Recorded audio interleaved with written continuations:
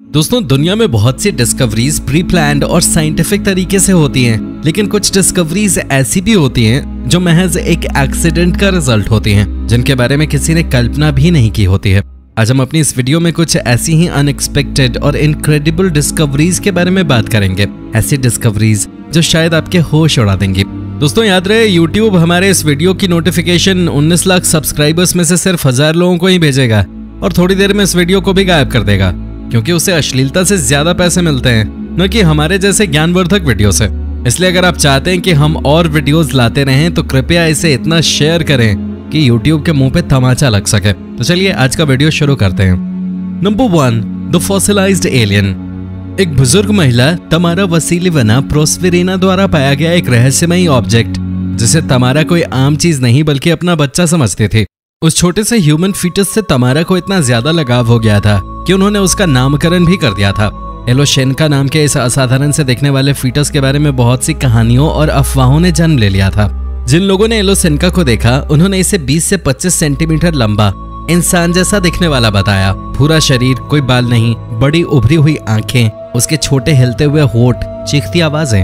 दरअसल एलोशेनका कैसा दिखता है, इस बात को लेकर वहां के स्थानीय लोगों के अलग अलग विचार थे, लेकिन उन सभी लोगों के बीच एक सामान्य विचार भी था, और वो ये था कि एलोशेनका एक असली एलियन की तरह दिखता था।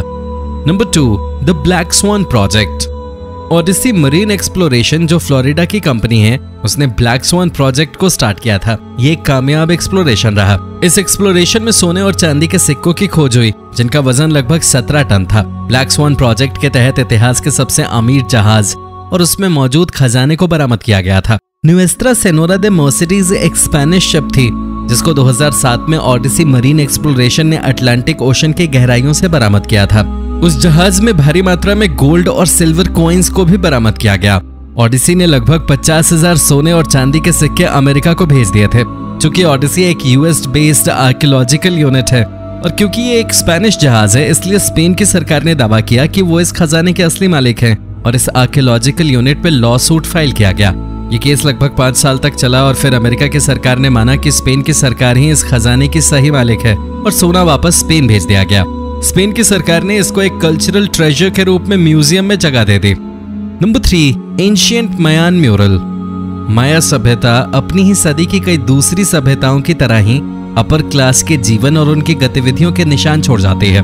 हाल ही में हुई खुदाई के दौरान हमें माया सभ्यता से जुड़े कई रहस्यों के बारे में पता चला। मायान म्यूरल यानी कि माया सभ्यता से जुड़ी दीवार पे बनी एक पेंटिंग की खोज की गई। इस पेंटिंग में हमें माया सभ्यता से जुड़े कुछ रेयर और बहुत ही खूबसूरत नजारे देखने को मिले। दरअसल मेक्सिको के कैलाकुलम की पुरानी माया साइट ग्वाटेमाला के साथ सीमा के पास में एक पिरामिड टीले के ढांचे की खुदाई के दौरान म्यूरल्स सामने आए थे। इस पिरामिड की एक दीवार की कुछ परतों के नीचे हमें ये प्राचीन म्यूरल्स मिले। इस म्यूरल या फिर यूं कहें कि इस पेंटिंग में हमें माया सिविलाइजेशन के लोगों और उनकी रोजमर्रा की जिंदगी, जैसे कि खाना पकाना, खेल कूद के बारे में देखने को मिलता है। Number 4, the tsar statue. Saint Petersburg में मौजूद अपने समय के मशहूर रूलर निकोलस I का स्टैच्यू किसी बेशकीमती खजाने से कम नहीं है। ये स्टैच्यू कोई आम मूर्ति नहीं है, ये एक कान से घुड़सवार का स्टैच्यू है। फ्रेंच मूर्तिकार ऑगस्टे डे मोंटफेरेंट द्वारा बनाई गई ये 6 मीटर की मूर्ति अपने निर्माण के समय एक तकनीकी आश्चर्य मानी जाती थी। ये केवल 2 सपोर्ट पॉइंट्स के साथ खड़ी है, जो कि घोड़े के पिछले पैर हैं। दुनिया में ऐसी मूर्तियां बहुत कम ही देखने को मिलती हैं, इसलिए मूर्ति अपने आप में एक अजूबे से कम नहीं थी। Number 5, rock wells behind the wall. हमारी लिस्ट में अगली खोज किसी खजाने या स्टैच्यू की नहीं बल्कि एक पेंटिंग की है। जी हाँ दोस्तों, ये पेंटिंग मशहूर कलाकार नॉर्मन रॉकवेल के द्वारा बनाई हुई सबसे फेमस पेंटिंग्स में से एक थी। इस पेंटिंग को उसके खरीदार, या यूं कहें कि उस पेंटिंग के मालिक ने अपने घर में एक नकली दीवार के पीछे छिपाया हुआ था। काफी इन्वेस्टिगेशंस के बाद इस मूर्ति के पीछे की सच्चाई सामने आई। इन्वेस्टिगेटर्स का कहना था कि मालिक इलस्ट्रेटर डोनाल्ड ट्रेच सीनियर ने 1970 के दशक की शुरुआत में रॉकवेल से इस पेंटिंग को खरीदा था, जिसका नाम ब्रेकिंग होम टाइज था। खरीदने के बाद उसने इस पेंटिंग की कॉपी बनाई और असली पेंटिंग को दीवार के पीछे छिपा दिया। आपको बताएं, इस पेंटिंग ने अपनी नीलामी के वक्त सारे रिकॉर्ड्स तोड़ दिए थे। नॉर्मन के करियर की रिकॉर्ड ब्रेकिंग पेंटिंग को लगभग $15.4 मिलियन में बेचा गया था। 25 अगस्त 1954 को मशहूर मैगजीन दी इवनिंग पोस्ट के कवर पे ब्रेकिंग होम टाइज की फोटो ने तहलका मचा दिया था। उस मैगजीन के इतिहास में ये दूसरा सबसे लोकप्रिय कवर माना गया था। नंबर 6, वीनस डी मिलो। वीनस डी मिलो की खोज 1820 में दक्षिण पश्चिमी साइक्सिस में मलोस द्वीप पे की गई थी। 8 अप्रैल 1820 को योरोस कंट्रोट्स नाम के एक किसान ने मिलोस द्वीप के एक प्राचीन शहर के खंडहरों के भीतर इस मूर्ति के टुकड़े को पाया था। इस मूर्ति की सुंदरता को देखकर मार्कस डी रिवेरा इस पे मोहित हो गए और उन्होंने इस किसान से ये मूर्ति लेकर अपने राजा लुई दी 18 को गिफ्ट कर दी। लुई दी 18 ने अगले साल ही इस आकर्षक मूर्ति को लुवेर म्यूजियम को दान कर दिया। उस स्टैच्यू को लोगों ने बहुत पसंद किया और देखते ही देखते ये फेमस स्टैच्यूज की लिस्ट में आ गया। संगमरमर से बनी इस मूर्ति की खूबसूरती के दुनिया भर में लोग दीवाने हैं। Number 7, prehistoric armadillo shells. हाल ही में लगभग 20,000 साल पहले पृथ्वी पर घूमने वाले प्राचीन आर्माडिलोस के रेस्टिंग पैलेस को अर्जेंटीना में खोजा गया है। इन आर्माडिलो शेल्स की खोज एक आम किसान ने की थी। हुआ दरअसल यूं कि जुआन डी डायोस नाम का ये किसान नदी किनारे अपनी गायों को चराने ले जा रहा था। तभी उसने उस सूखी नदी में 2 अजीब सी दिखने वाली आकृतियां देखी। जब उसने पास जाकर उसकी जांच की तो पाया कि इसमें 4 बड़े पैमाने पर ग्लाइप्टोडोन के फॉसिलाइज्ड शेल्स थे, जिसमें सबसे बड़ा शेल फोक्सवैगन बीटल के आकार का था। ब्यूनस आयर्स के पास एक सूखी हुई नदी के किनारे में इन फॉसिल्स की खोज एक चौंका देने वाली घटना थी। रिसर्चर्स का मानना है कि इन शेल्स में 2 अडल्ट और 2 युवा आर्माडिलो के शेल्स शामिल हैं। Number 8, $4 million quartz. हमारी इस लिस्ट में स्टैच्यू और सोने और चांदी के खजानों के साथ साथ एक मिनरल कंपाउंड ने भी जगह बना ली है। मिसिसिपी नदी के किनारे बसा आर्कांसास दक्षिणी अमेरिकी राज्य है। यह राज्य अपने जंगल, पहाड़, गुफाओं, नदियों और गर्म झरनों के लिए जाना जाता है। लेकिन इन सब चीजों के साथ साथ ये राज्य अपने कीमती क्वार्ट्ज के लिए भी मशहूर है।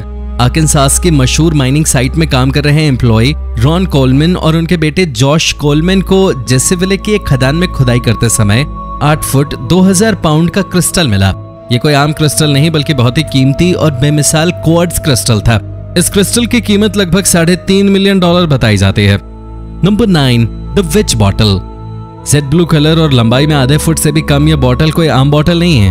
वर्जीनिया की बिजी स्ट्रीट में मिली ये witch bottle archaeologist William and Mary ने खोजी थी। ये बात है साल 2016 की, जब विलियम और मैरी वर्जीनिया की एक बिजी लेन के बीच खुदाई कर रहे थे तो नाखूनों से भरी एक टूटी बॉटल के सुराख मिले। ये बोतलें आमतौर पर ह्यूमन यूरिन, बाल या नाखूनों की कतरन और पेन या कांटे जैसी तेज और नुकीली चीजों से भरी हुई होती थी। आप सोच रहे होंगे कि ऐसी चीजें भला एक बॉटल में क्यों मिली। दरअसल वर्जीनिया के लोगों का ऐसा मानना था कि इन चीजों को सिर्फ एक ही लक्ष्य से बॉटल के अंदर रखा जाता है और वो है आत्माओं को लुभाना। यह डिस्कवरी काफी रोचक और भयानक मालूम पड़ती है। इंग्लैंड और संयुक्त राज्य अमेरिका में हिस्टोरिकल सोर्सेज में भी इनका जिक्र किया गया है। इन विच बॉटल्स का पहला जिक्र इंग्लैंड के इतिहास में 17वीं शताब्दी में दिखाई देता है। Number 10, buried Ferrari Dino. एले के घर के बैकयार्ड में मिली दफन डीनो 246 GTS। इस दफन फरारी की कहानी बहुत ही रोमांचक है। दरअसल कुछ बच्चे अपने घर के बैकयार्ड में मिट्टी की खुदाई कर रहे थे, तभी उन्हें सतह के नीचे कुछ अनयूजुअल लगा। उन्होंने एक कार की छत को महसूस किया था। 2 इन्वेस्टिगेटर्स और एक स्किप लोडर की मदद से वहां खुदाई की गई। खुदाई के बाद जो नजारा देखने को मिला उसे देखकर सब हैरान थे। ये कोई मामूली खोज नहीं थी। वहां हरे रंग की एक फरारी थी जिसकी कीमत कम से कम $18,000 थी। यह फरारी वहां पे कैसे दफन हुई ये एक रहस्य ही बना रहा। हालांकि काफी जांच के बाद यह पता चला कि कार को अक्टूबर 1974 में अल्हम्ब्रा के रोसेंडो क्रूज नाम के व्यक्ति ने खरीदा था। 2 महीने बाद 7 दिसंबर को क्रूज ने कार चोरी होने की FIR भी दर्ज करवाई थी। न तो वर्तमान किराएदारों और न ही घर के मालिकों को उस फरारी के बारे में कुछ पता था, इसलिए दफन फरारी का मामला एक रहस्य बना हुआ है। तो दोस्तों, ये था आज का वीडियो। पसंद आया हो तो इसे लाइक और शेयर कर देना, और अगर आप हमारे चैनल पे नए हो तो इसे सब्सक्राइब करना मत भूलना। धन्यवाद।